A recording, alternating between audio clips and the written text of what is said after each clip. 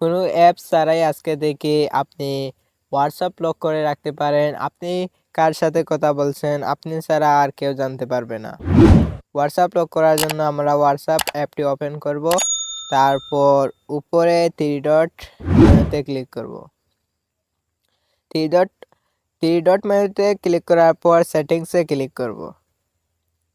সেটিংসে ক্লিক করার পর ওইখানে প্রাইভেসি লেখা থাকবে, প্রাইভেসিতে ক্লিক করবেন।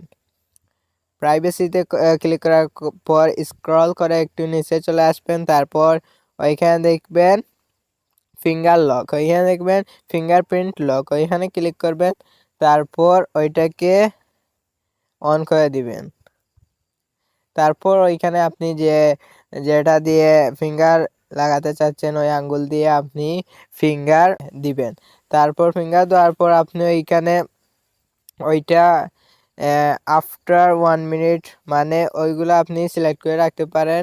আপনি যদি 1 মিনিট সিলেক্ট করে রাখেন আপনি হোয়াটসঅ্যাপ থেকে বের হওয়ার পর 1 মিনিট পরে ওইটা লক হবে। আর যদি আপনি ওইটা অন করে রাখেন তাহলে হোয়াটসঅ্যাপ থেকে বাড়ানোর সাথে সাথে হোয়াটসঅ্যাপ লক হয়ে যাবে। আর যে সময় আপনি হোয়াটসঅ্যাপে ঢুকবেন তখন আপনি ফিঙ্গারপ্রিন্ট ওইটা দিয়ে আপনি আনলক করে ঢুকতে হবে।